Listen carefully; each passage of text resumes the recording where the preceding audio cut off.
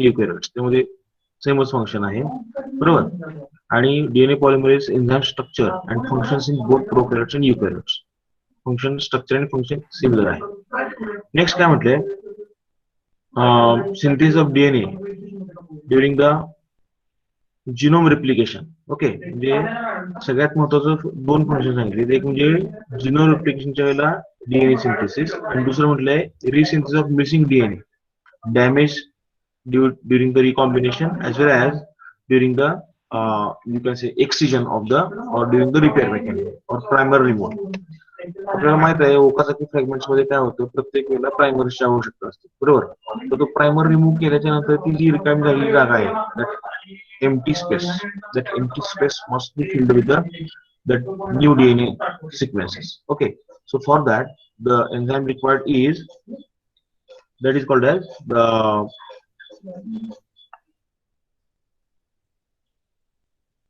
Hello. हा sir. स्क्रीनवरती दिसते तुम्हाला? नाही सर, गेली स्क्रीन आता. आता गेले. आता गेली. आता नाही दिसतंय फुल.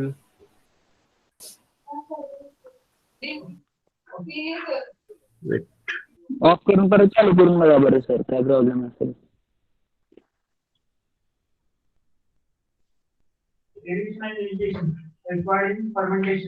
आता दिसते स्क्रीन? नाही सर, नाही. ओके सर, एक minute.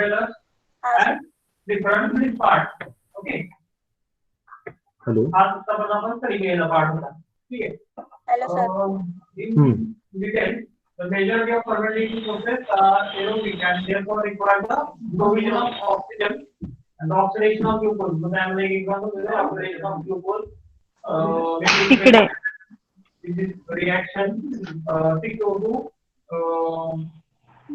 react with glucose and goes to oxidation process of CO2 and water molecules. And it is not possible to provide microwave culture with all the oxygen we need for the complete oxidation of glucose.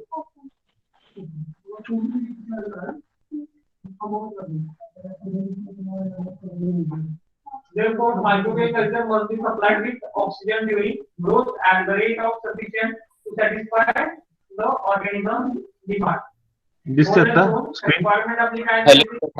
आता दिसते sir. Okay okay okay ठीक आहे. तर दोन महत्वाचे function आपण लक्षात घेतले, एक महत्वाचं जिनोम रेप्लिकेशन, दुसरं म्हटलेलं आहे मिसिंग डीएनए स्ट्रँड असेल तर त्याच्यामध्ये आपल्याला काय करावं लागेल, ते गॅप फिलअप करण्यासाठी डीएनए पॉलिमरेज बरोबर. नंतर त्यांनी 5' to 3' पॉलिमरेजचा जो डायरेक्शन आहे ते सांगितलेलं आहे. प्रोकॅरियोट्स मध्ये त्याला डीएनए रेप्लिकेशन्स म्हणतात बरोबर. काल सगळं तुम्ही वाचले का? ही फाईल तुम्ही काल वाचली का कंटिन्यू? हो सर, वाचले. ठीक आहे. आता पुढं प्रोकॅरियोटिक डीएनए पॉलिमरेजेस मध्ये आपण लक्षात घेतलं होतं की ते टाइप्स वगैरे लक्षात घेतलेले, DNA polymerase 1, DNA polymerase 2, DNA polymerase 3 बरोबर. तर हे डीएनए पॉलिमरेज 1 मध्ये आपण काय लक्षात घेतलं होतं, तर तो क्लीनअप म्हणजे काय, तर त्याला एक्झोन्यूक्लिक ऍक्टिव्हिटी आहे सगळ्यात महत्त्वाचं. क्लीनअप म्हणजे तो न्यूक्लियोटाइड्स काय करतो, रिमूव्ह करतो बरोबर. So that is called as exonucleic activity.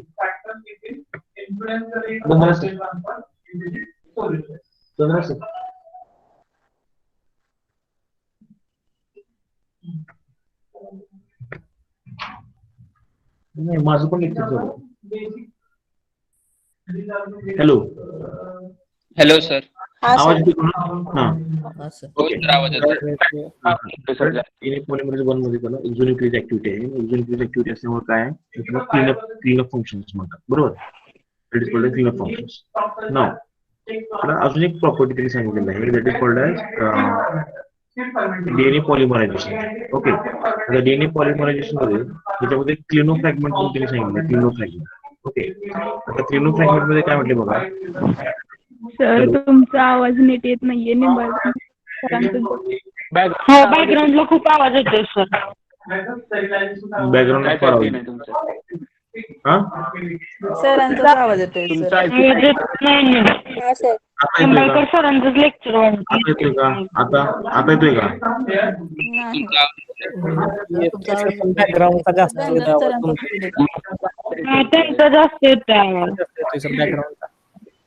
आत्ता येतोय का आत्ता व्यवस्थित?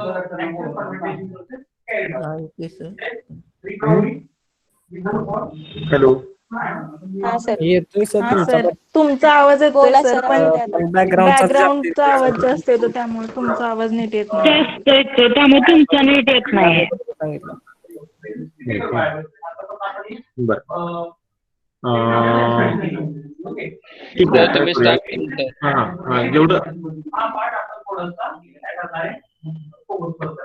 आता बघा, क्लिनो फ्रॅगमेंट्स मध्ये फायडेस्टिलेस एक्झिक्युटिव्ह ऍक्टिव्हिटी नाही, फायडेस्टिलेस ऍक्टिव्हिटी नाही, त्यामध्ये फक्त क्लिअर टू फायडेस ऍक्टिव्हिटी ही एक्झिक्युटिव्ह ऍक्टिव्हिटी आहे आणि त्यामध्ये फायडेस्टिलेस पॉलिमरेशन ऍक्टिव्हिटी हे दोनच ऍक्टिव्हिटी आहेत.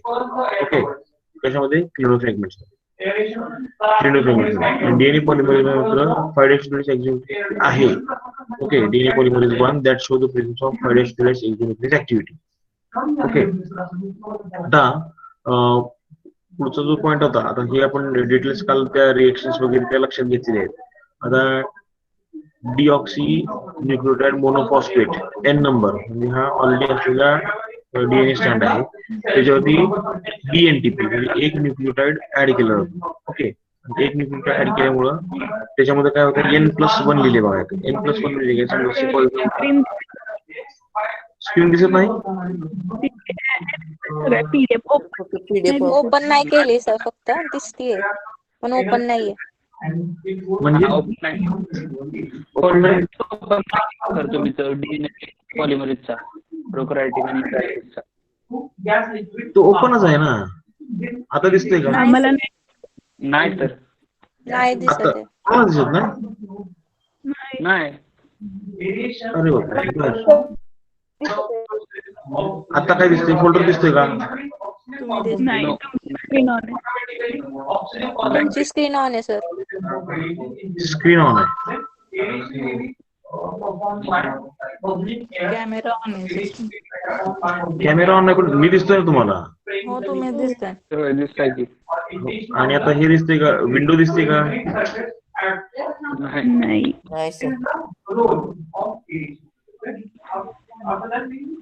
आता दिसतंय? हा दिसतीये. आता दिसतंय? फोल्डर आले अजून ओपन नाही झाली. हा?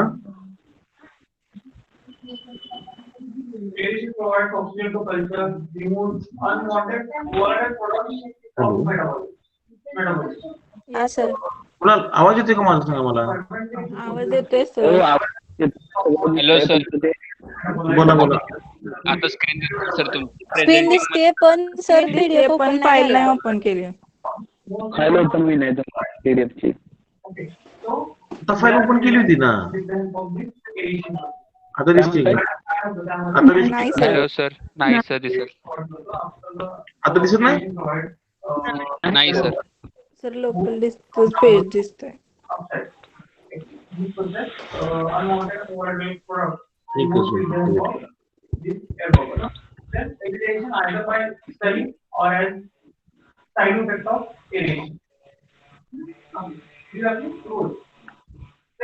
Importance of irrigation.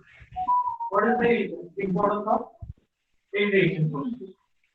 First, यामध्ये basically तुम्ही application किंवा role जे आहे ते सुद्धा तुम्ही mention करता as of importance to increase the rate of oxygen transfer from air bubble to liquid. Oxygen Hello. हा सर. आता स्क्रीन शेअर झालेली दिसते?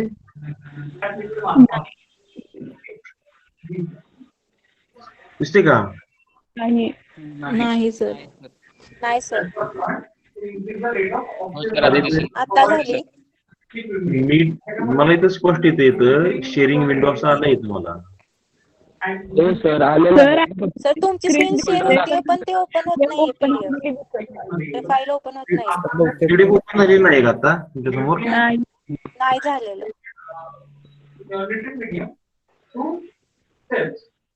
Air bubble to liquid, liquid to cells. असा आपला ट्रान्सफर आहे. त्यासाठी आपल्याला aeration, proper aeration required. Then third one is to prevent formation of clumps of cells. Okay. Prevention करायची clumps चे तयार होतात. प्रॉपर मिक्स केलं नाही का आपल्याला बाय डिफॉल्ट त्यामध्ये clumps तयार होणार जे की आपण प्रिव्हेंशन करणार आहे इंजेक्शन प्रोसेस. आता Statistics of mycelium. कुणाल हा कुणाल सर आता दिसतोय. हा सर प्रिया, दिसते आता सर दिसतोय सर आता. दिसते सर आता दिसायला लागले. Increase the rate of transfer of products to metabolism of cell to body. And to increase the rate of efficiency of heat transfer between the medium and the cooling surface of fermenter. Okay. Sir तुम्ही start करा sir दिसते screen दिसते sir. This is the ideal diagram of the. Sir ते network connection मुळे होत असणार तसं. In that, आता दिसते सगळ्यांना व्यवस्थित ना, काही प्रॉब्लेम नाही ना? नाही हो नाही सर सर प्रॉब्लेम दिसतोय. सर सर फक्त थोडं जोरात बोला कारण की निंबाळकर सरांचाच आवाज येतोय. होय का? आता आता येते गावात. हा येतोय सर. हा ठीक आहे ठीक आहे ठीक आहे ठीक आहे. आता आपण डीएनए पॉलिमरेज 1 मध्ये बघत होतो. तर डीएनए पॉलिमरेज 1 मध्ये आपण 3 ऍक्टिव्हिटी लक्षात घेतल्या. तर 5' to 3' exonucleic activity, 3' to 5' proof reading activity and 5' to 3' that is called as the polymerization activity. Okay. आपण क्लिनोफ्रॅगमेंट्स लक्षात घेतला होता. क्लिनोफ्रॅगमेंट्स मध्ये एक ऍक्टिव्हिटी ऍबसेंट आहे आणि ती ऍक्टिव्हिटी कुठली आहे तर 5' एक्झोन्युक्लिक ऍक्टिव्हिटी ऍबसेंट आहे. Okay.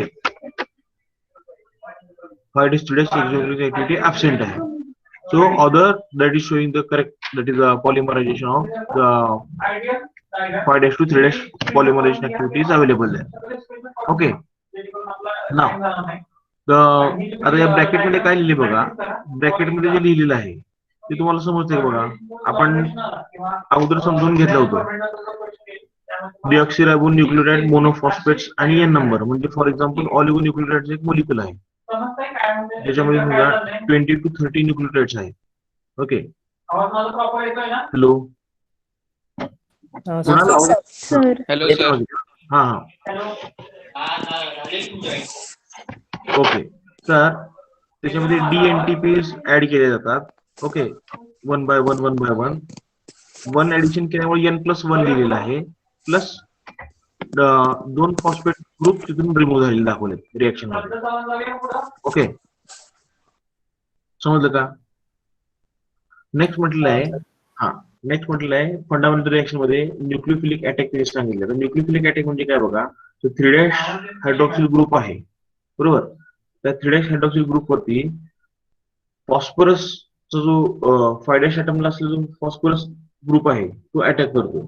So that nucleophilic attack and then there is formation of the phosphodiester bond formation. So phosphodiester bond formation that is known as the polymerization activity. समजते. So हा DNA polymerase 1 होता. DNA polymerase 2 मध्ये थोडीशी different activity लक्षात घेतलेली आहे. त्यामध्ये repair mechanism आहे. ओके. रिपेअर मेकॅनिझम मध्ये 2 गोष्टी सांगितल्या होत्या. एक बेस एक्सचेंज रिपेअर मेकॅनिझम आणि दुसरा nucleotide exchange repair mechanism. Okay. Base exchange repair mechanism मध्ये काय म्हटलं होतं तर only base that is nitrogenous base that is removed by the breaking of glycosidic bond. इले बघा cleaving of the N glycosidic bond जे नायट्रोजनस ग्लायकोसिल बॉन्ड हा break केलेला आहे आणि तो बेस फक्त काय केलाय रिप्लेस केलाय. So that activity may be this is also called the base exchange repair mechanism. Okay. तर हा अप्युरिनिक असू शकतो किंवा अपायरिमिडिनिक असू शकतो. Okay. अप्युरिनिक or apyrimidinic site in the DNA and in that this exchange takes place or there is a repair mechanism takes place. Each DNA glycosylase is generally specific for one type of the lesion. आता ते प्रत्येक separate ग्लायकोसायलेज हा जो enzyme आहे. आता ग्लायकोसायलेज म्हणजे काय. ग्लायकोसाइडिक bond break करणारा enzyme ग्लायकोसायलेज. Glycosylase that enzyme break the bond and that removes that nitrogenous base. Okay. तर तो प्रत्येक नायट्रोजनस बेस साठी सेपरेट आहे. सो हिअर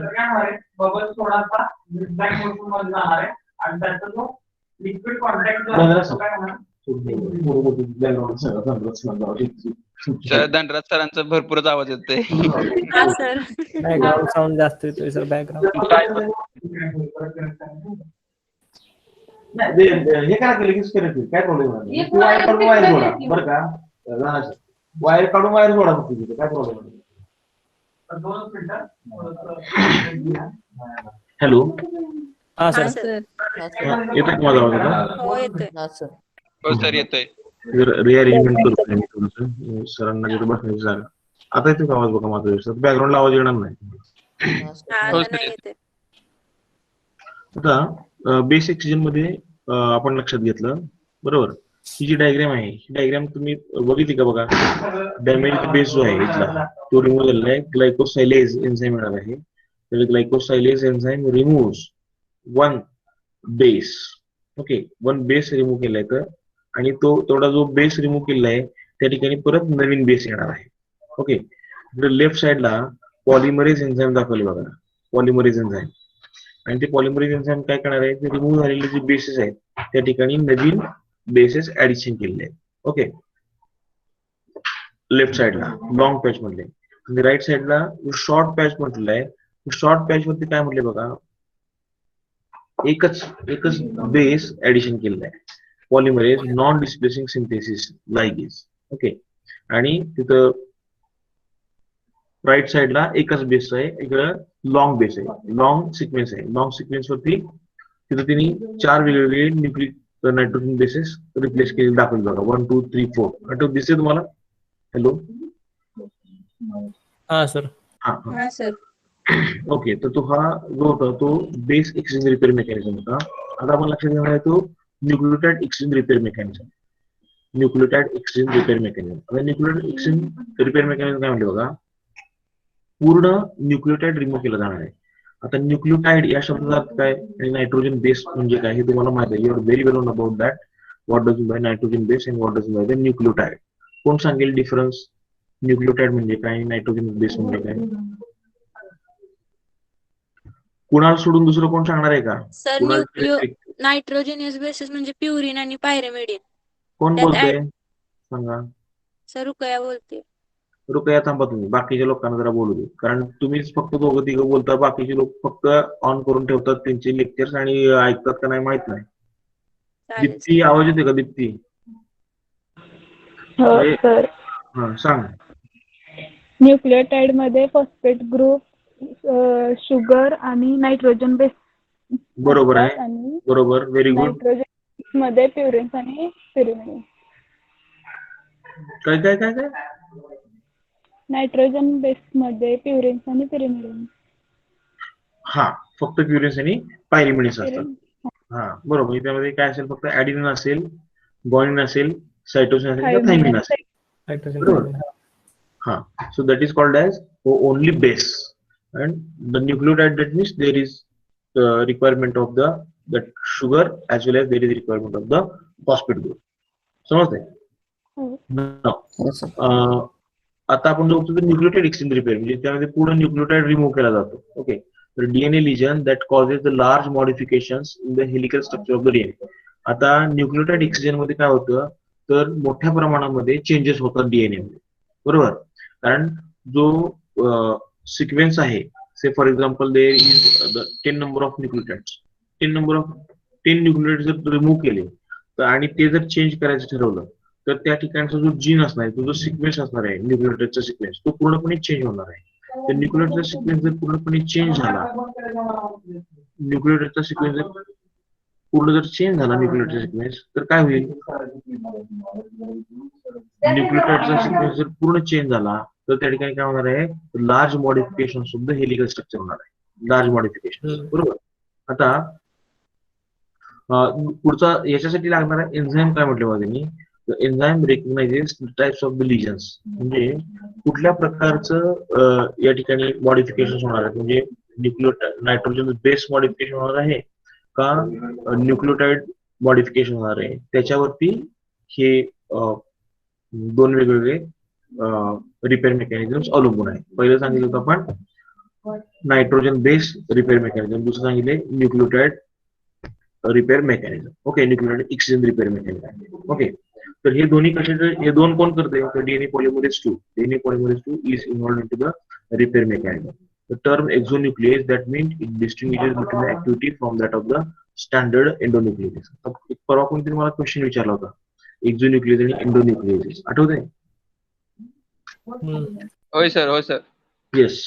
एक्झोन्यूक्लियस म्हणजे exonuclease that is involved in the cutting of the nucleotide from one end, that is called as exonuclease. Endonuclease that cut the bond, phosphodiester bond at any internal site. Okay, at any site that can cut, so that is the endonuclease. So here there are the two different types of the different activities, exonuclease and the endonuclease. Okay, so third part, in case of the prokaryotic polymerase, that is called the DNA polymerase 3.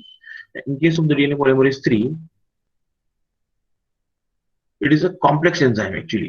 Okay, आता तो complex enzyme आहे, तेव्हा आपण core enzyme लक्षात घेतला होता, तुम्हाला आठवतंय बघा, core enzyme.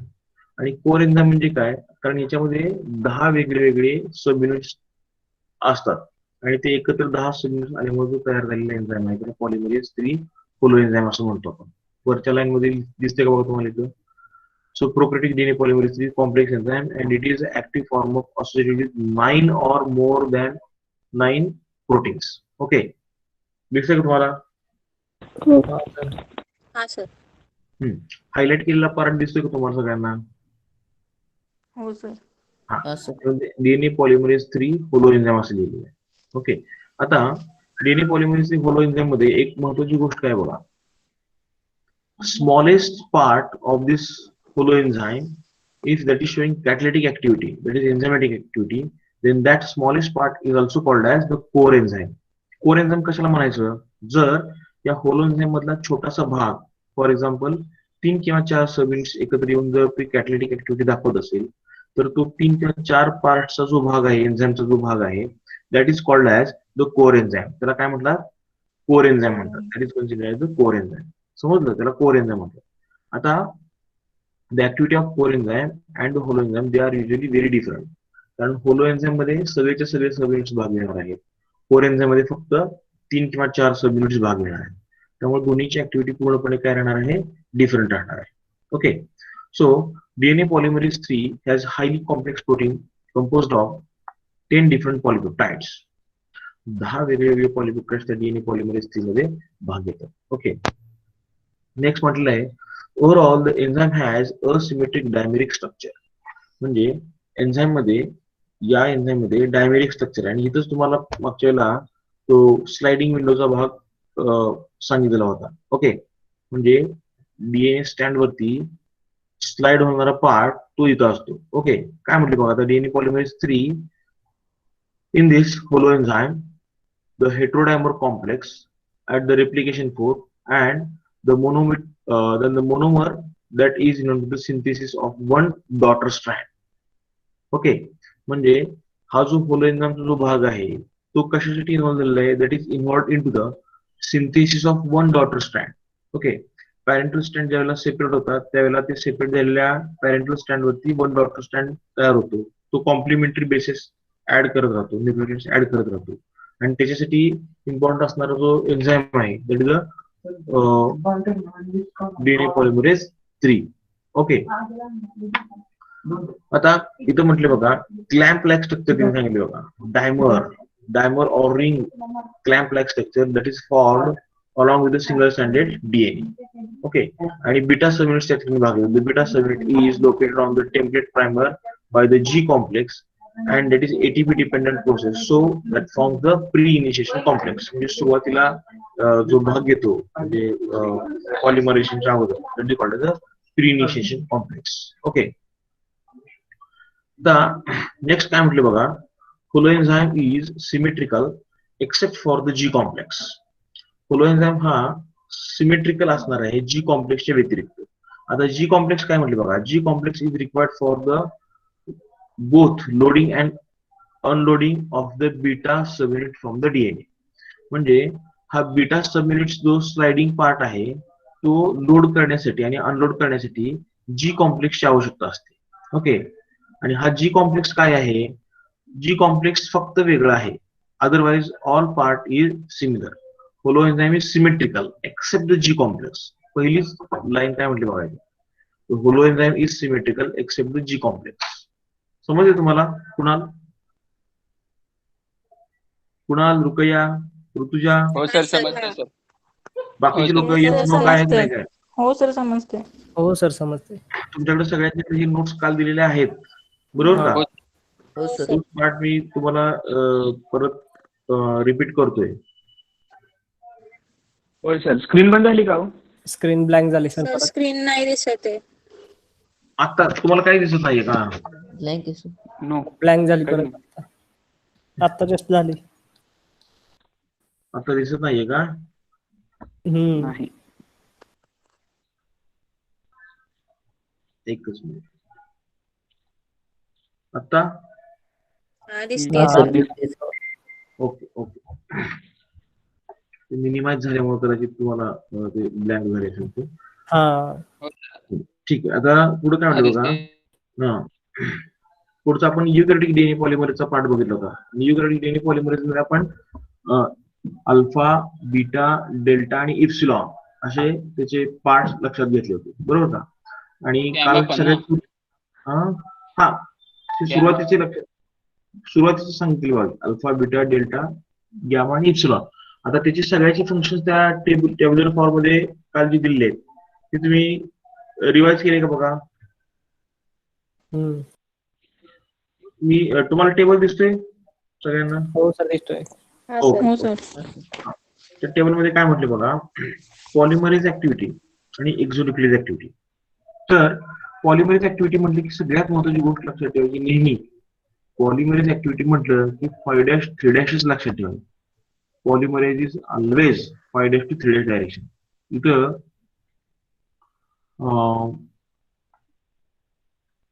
For all enzymes असं लिहिले बघा. For all enzymes the polymerase activity is 5' to 3'. दिसते तुम्हाला? हा सर दिसतोय.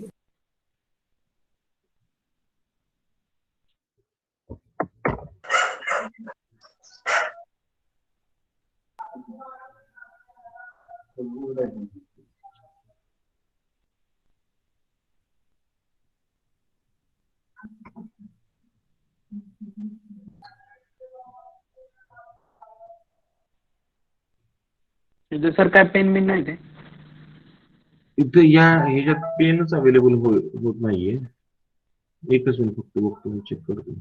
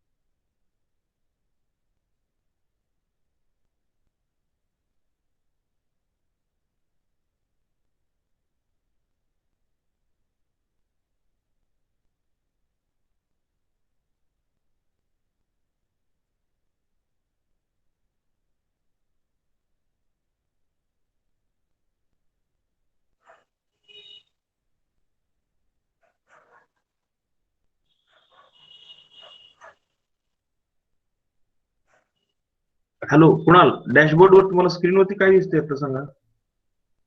कुणाल काही काही सर. पार्टिसिपेट काही दिसतोय. दिसत हा? सर तुमचं पण नाही दिसत आहे काहीच आता नाही. कॅमेरा. कॅमेरा दिसत नाहीये का? नाही सर. नाही. नाही. हम्म. Only 1 minute. तुमचं नाव दिसतंय फक्त इथं म्हणजे क्लासरूमचं.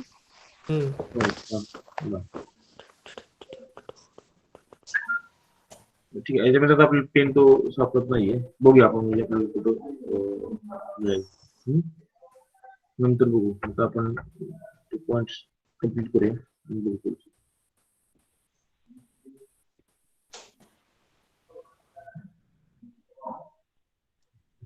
येतोय आवाज आता कुणाल?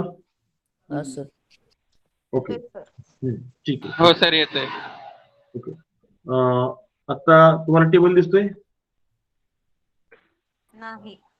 नाही सर. नाही दिसत का? नाही.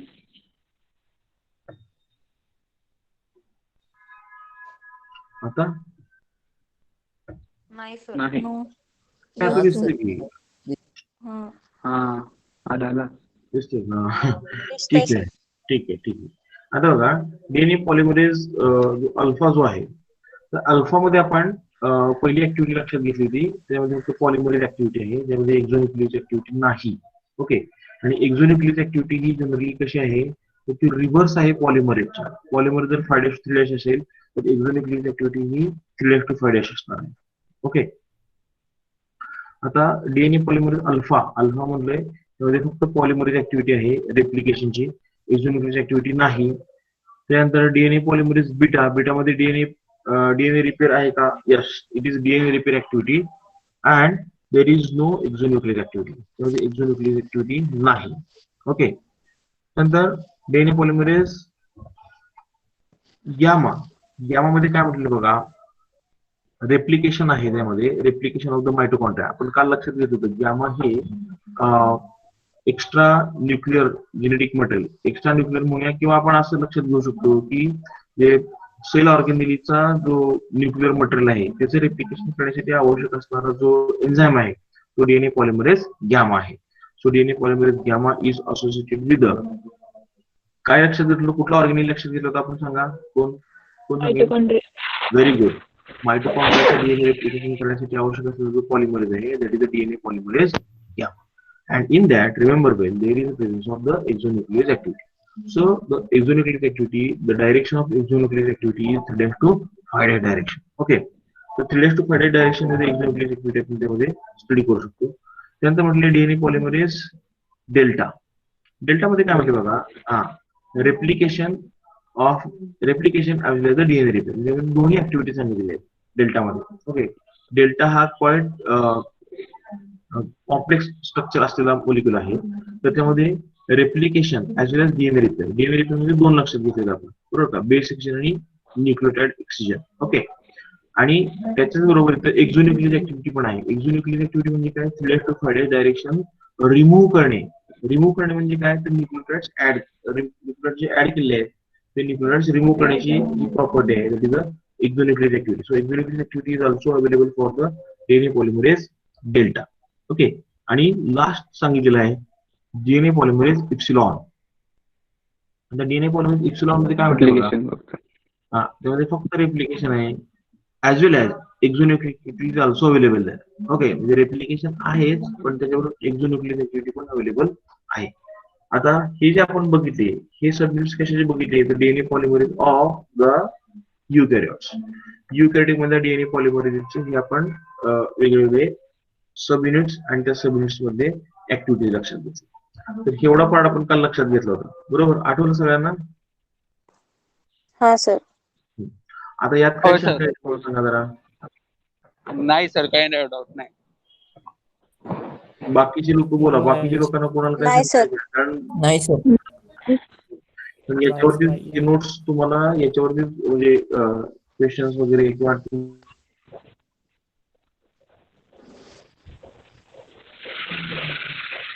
आवाज ब्रेक होतोय वाटतं सर. Lag मारल्यात sir. काय रेंजचा प्रॉब्लेम आहे. रेंजचा प्रॉब्लेम आहे? काय प्रॉब्लेम आहे? नाही सर, तुमचं ते स्टक झालेलं आता व्हिडिओ. आवाज येते की मला सगळं? येतो सर, पण मध्ये झालेलं जरा. कोणाला काय नाही सर, डाऊट वगैरे नाही का? अनिकेत कराटे काय प्रॉब्लेम मला सांगा. नाही सर, तुम्ही मध्ये ते हे होत होतं, स्टक होत होतं मध्ये. बरं, नाही आता येतो का सांगा मला. आणि किती येतोय का आवाज? आवाज येतोय सर? हो सर. मी नाही काय आता. स्वप्नील येतोय का आवाज? हो सर, क्लिअर एकदम. Okay okay. अनिकेत हो सर, येतोय आवाज क्लिअर. काय अडचण नाही ना? नाही. नाही सर, अडचण नाही. हा ठीक आहे. आपण तो आपल्या सिलेबस मधला युनिट नंबर 3 लक्षात घ्यायचा होता, डीएनए रेप्लिकेशन. त्यामध्ये सेमी कॉन्झर्वेटिव्ह, त्यानंतर डायरेक्शन ऑफ रेप्लिकेशन, त्यानंतर mechanism of phosphorus bond, mechanism of DNA replication, difference in the prokaryotes eukaryotes polymerases, आणि सगळ्यात शेवटचा 2 पॉईंट आपण लक्षात घेणार आहे, तर डी लूप मॉडेल आणि rolling circle model. Okay, D loop model आणि रोलिंग सर्कल मॉडेल. आता रोलिंग सर्कल मॉडेल तुम्हाला थोडक्यात मी एक व्हिडिओ आपण लक्षात घेऊया, त्याच्यावरून तुम्हाला पुढच्या वेळेला तुम्ही थोडस स्टडी करून या. आणखीन आपण डिटेल्स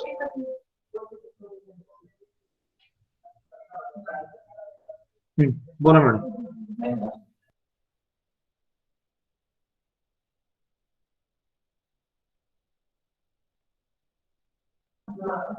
हॅलो. हा सर. रोलिंग सर्कल मॉडेलचा आपण तो जर व्हिडिओ लक्षात घेऊया, तुम्हाला समजतील का बघा. व्हिडिओ शेअर केलेला दिसतोय तुम्हाला सगळ्यांना आता? नाही सर, अजून नाही दिसतोय. नाही सर, अजून नाही. नाही सर. नाही दिसत का? ओके.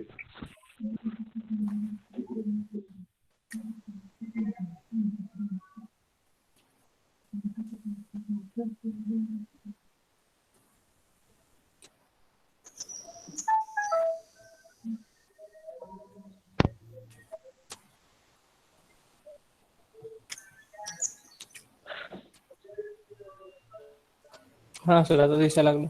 दिसतंय ना? ठीक आहे. हा सर. आता दिसतंय? Image, the DNA from a bacterium has been gently released from the cell. Most of the DNA is from the bacterial chromosome, but small circular DNA molecules called plasmids also exist. For many plasmids, replication is not tied to chromosomal replication. Many plasmids replicate autonomously by a method called rolling circle replication. In rolling circle replication, a replication initiator protein called Rep-A binds to a section of the double-stranded DNA called the origin of replication, or ORI. Rep-A is encoded by a plasmid gene. Rep-A nicks one strand of the DNA and holds on to the 5' end of the strand. The 3' end, with its free hydroxyl group, serves. Hello, इथं काय म्हटले बघा, एक circular structure आहे. Okay. Hello. हा sir. हो sir. हा sir. Circular जो डीएनए आहे, सर्क्युलर डीएनए मोस्टली कशामध्ये असतो, तर प्लाझ्मिड असतो, बरोबर का? किंवा प्रोकॅरियोटिक मध्ये जेनेटिक मटेरियल हे काय आहे, सर्क्युलर डीएनए. आता ह्याचं जर रेप्लिकेशन करायचं असेल, तर रेप ए नावाचा त्या ठिकाणी एक प्रोटीनची आवश्यकता असते, आणि तो तिथे येतो आणि तो कट करतो. निक, NICK, निक करतो, म्हणजे तो कट करतो. आउटर जो स्ट्रँड आहे न्यूक्लियसचा स्ट्रँड, तो कट करतो. तो कट केल्यानंतर काय होतं की हायड्रोजन बॉन्ड्स आहेत ते ब्रेक होतात. हेलिकेज, डीएनए हेलिकेज त्या ठिकाणी काय होतो, हायड्रोजन बॉन्ड्स ब्रेक करतो. हायड्रोजन बॉन्ड्स ब्रेक केल्यामुळे काय होईल, तर दोन्ही स्ट्रँड सेपरेट होतील, आणि एक निक केल्यामुळे काय होईल, आउटर स्ट्रँड हा काय राहतो, कंटिन्युअसली बाहेर येत राहतो, आणि त्याच्यावरती कॉम्प्लिमेंटरी न्यूक्लियोटाइड्स ऍड केले जातात. त्याच्यावरती कंटिन्युअसली न्यूक्लियोटाइड्स ऍड केले जातात. ते न्यूक्लियोटाइड ऍड केल्याच्या नंतर काय होतं की नवीन त्या ठिकाणी तो न्यूक्लियोटाइडचा स्ट्रँड तयार होतो. So that is possible here, that structure is called as rolling circle. आता rolling circle name itself indicate that how replication takes place, बरोबर का? म्हणजे जे सर्कल आहे ते रोल होते म्हणजे गोल फिरणार आहे. So rolling circle, and the DNA after cutting that is coming out, and the DNA polymerase run on that particular strand. So the rolling circle replication model that is producing the new strand. Okay, आता बघा. Initiator protein called Rep-A binds to a section of the double-stranded DNA called the origin of replication. ORI site म्हणजे काय सांगा? ORI site म्हणजे origin of replication. Origin of replication. Replication. Origin of replication ही एक site आहे की ज्या site पासून डीएनए रेप्लिकेशन स्टार्ट होतं. So that is called as ORI site. समजलं? हा sir. That is ORI site.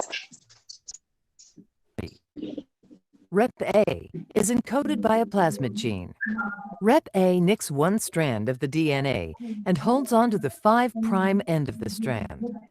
The 3' end, with its free hydroxyl group, serves as a primer for a host DNA polymerase to begin to replicate the intact complementary strand. The Rep A initiator protein recruits a helicase that unwinds the DNA. As the DNA unwinds, it बघा जे rolling circle आहे, circle जे role झाले, circle role झाल्यामुळे काय झालं, तो जो नवीन स्टँड जो तयार झालेला आहे तो बाहेर, तो ब्ल्यू कलरचा जो स्टँड आहे, मी स्क्रीन वरती युज करत असलेला माऊस तुम्हाला दिसतोय?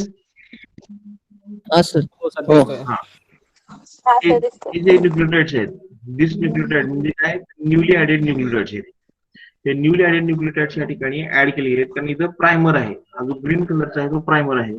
प्रायमरच्या नेक्स्ट जे तयार केलेले जे न्यूक्लियोटाइड्स आहेत, व्हायोलेट कलरचे दिसतात, त्या थोडीशी डार्क ब्लू म्हणूया आपण, ते जे नवीन न्यूक्लियोटाइड्स ऍड केले त्यामुळे तिथं रोलिंग सर्कल रेप्लिकेशन झालेलं आहे. समजतंय? the intact strand is complete.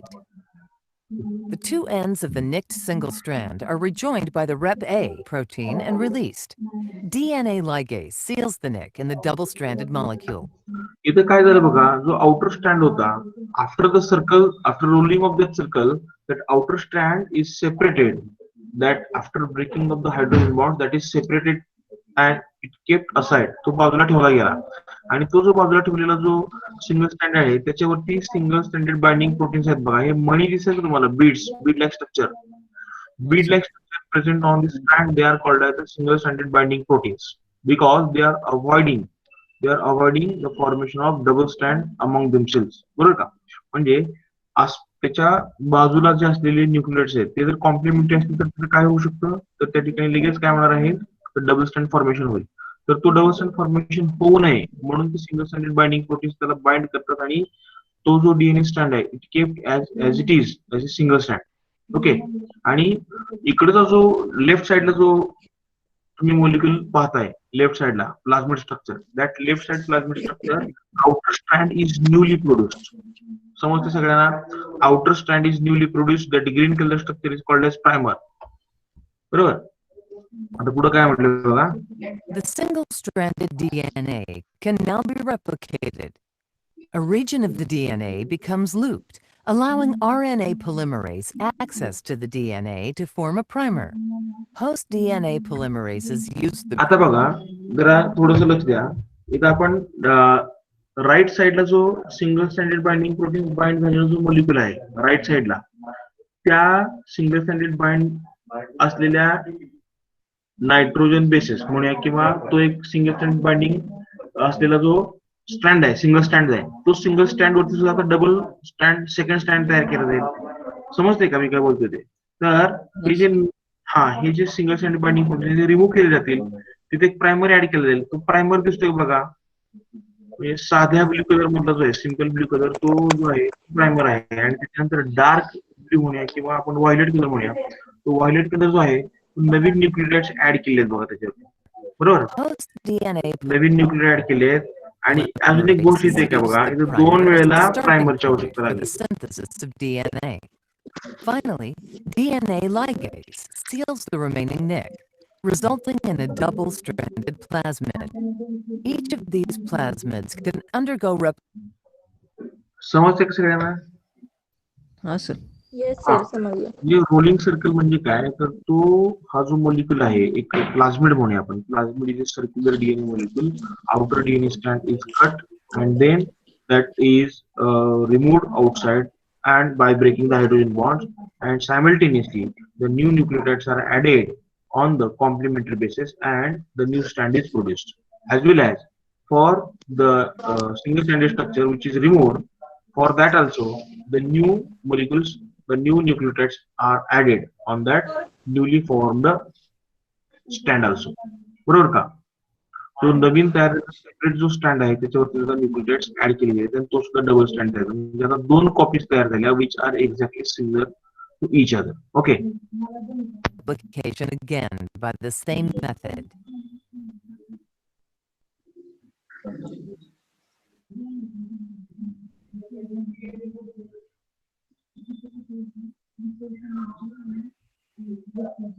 In this image, the DNA from a bacterium has been gently released from the cell. Most of the DNA is from the bacterial chromosome, but small circular DNA molecules called plasmids also exist. For many plasmids, replication is not tied to chromosomal replication. Many plasmids replicate autonomously by a method called rolling circle replication. In rolling circle replication, a replication initiator protein called Rep-A binds to a section of the double ह्या प्रोटीनचं नाव लक्षात ठेवा. Rape A, REPA. A protein that is involved in the rolling circle replication. तुम्हाला multiple situation साठी किंवा answer in one sentence साठी विचारले जाऊ शकतात questions. Okay. Dash dash protein is involved in the rolling circle replication. Okay. stranded DNA called the origin of replication. आवाज येतोय माझा सगळ्यांना? हो सर. हो सर येतोय. कुणाल? हो सर येतोय आवाज सर. येतोय आवाज सर. आता जी स्क्रीन शेअर केली ती स्क्रीन शेअर केली दिसते ना सगळ्यांना? हो दिसतंय सर.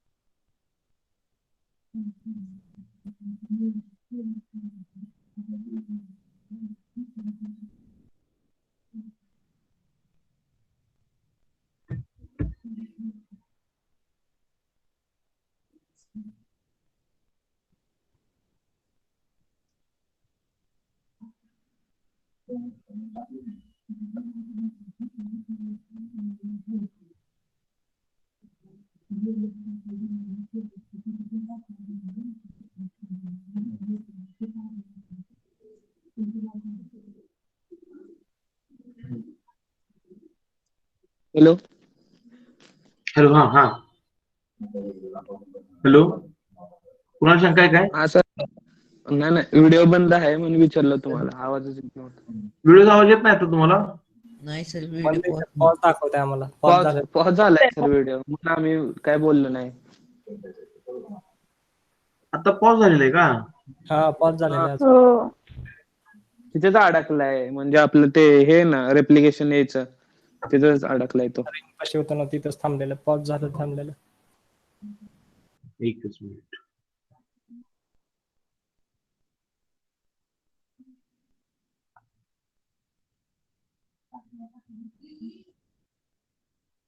आता दिसतोय का बघा?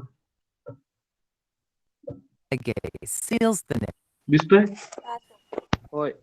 हा सर. हो sir. in the double-stranded molecule. The single-stranded DNA can now be replicated. A region of the DNA becomes looped, allowing RNA polymerase access to the DNA to form a primer. Host DNA polymerases use the primer as a starting point for the synthesis of DNA. Finally, DNA ligase seals the remaining nick, resulting in a double-stranded plasmid. Each of these plasmids can undergo replication again by the same method. 2 copies तयार झाले बघा. Okay. हा sir. सुरुवातीला एकच copy होती DNA मॉलिक्युलची, म्हणजेच circular DNA ची, and later on that is converted to the two different copies. Okay. Yes, sir. Mismatch repair mechanism त्यांनी एक सांगितलेलं आहे बघा. आपण मध्यंतरी बघितलं होतं मिसमॅच रिपेअर म्हणजे काय, तर रिपेअर करण्यासाठी तिथला जो मिसमॅच झालेला आहे तो रिमूव्ह केला जातो. तो मिसमॅच रिपेअर मेकॅनिझम मध्ये काय सिस्टम आहे बघा. Nucleotides, each of which contains a phosphate क्रोमोझोमचे स्ट्रक्चर ते सांगतायत आणि मग पुढं काय म्हटलं.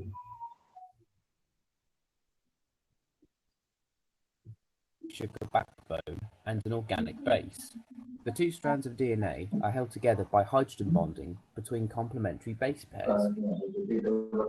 Adenine pairs with thymine and cytosine pairs with guanine. DNA mismatches occur during DNA replication. For simplicity, this animation will show DNA as a flat molecule. Before replication can begin, a helicase needs to unwind the DNA molecule. In E. coli, DNA polymerase III catalyzes the incorporation of new complementary bases to the new DNA strand. This is only the alpha and beta units of beta structure लक्षात आलं का. Beta structure that is rolling circle. Yes sir. Rolling. हा, आणि ते sliding होणारं structure आहे आणि ते स्लाइडिंग झाल्यामुळे काय होणार आहे, तर नवीन न्यूक्लियोटाइड ऍड केले जाणार आहे. the DNA polymerase III enzyme.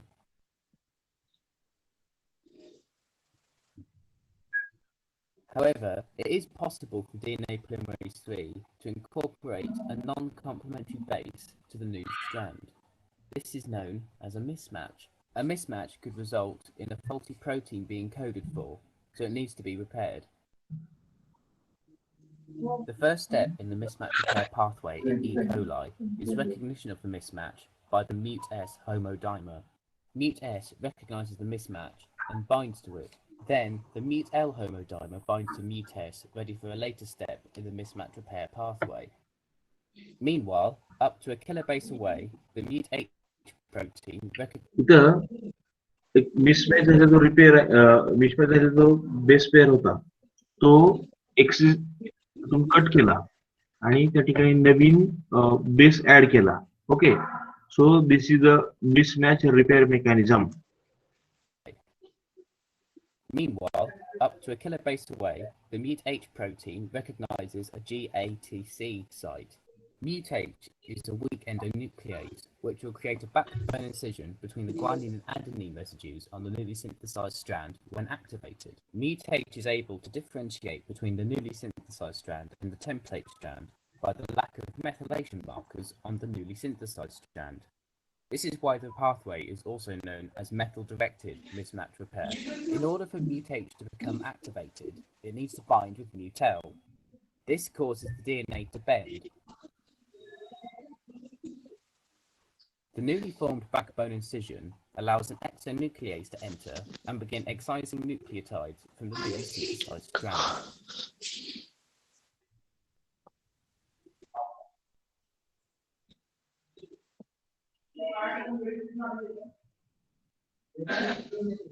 The exonuclease excises the mismatched nucleotide and stops excising just beyond it.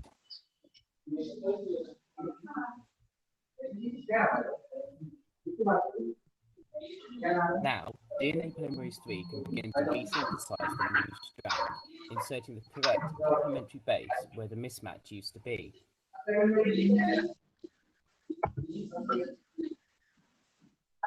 The final hello step hello Kunal. is DNA ligase to ligate the Hello, DNA sir. ligase हा sir. DNA ligase activity दाखवली बघा. शेवटी काय करते, जिथं cut आहे तो दोन कट जॉईन करण्याचं काम डीएनए लायगेज सगळ्यात शेवटची ऍक्टिव्हिटी म्हणजे डीएनए लायगेज ऍक्टिव्हिटी, बरोबर का.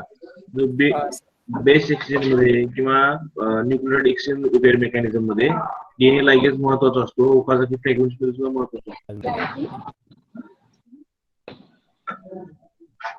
The mismatch pathway is now completed, and all the newly synthesized DNA is complementary to the template strand.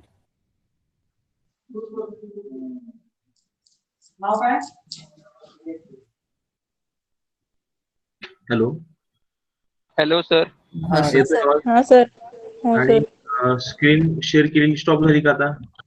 नाही सर, शेअर होते अजून. नाही सर दिसतंय सर ते. शेअरिंग चालू आहे का? हम्म. आता स्टॉप झाली? हा आता झाले सर. होय. ठीक ठीक. तर आपण आज इथं थांबूया आणि हा पुढच्या लेक्चरला आपण ते दोन्ही सेन्सर मॉडेल डिटेल्स लक्षात घेऊ आणि डी-ग्रुप मॉडेल हे दोन झाले की आपलं काय होईल की हा जो युनिट आहे युनिट नंबर 3 कम्प्लीट होऊन जाईल. हम्म. काही शंका आहे? नाही नाही सर. सर. काल जी दिलेली आहे ती डिटेल वाचता मी आणखीन तो युट्यूब वरती दुसरी एक लिंक पाठवणार आहे तुम्हाला ओके सर.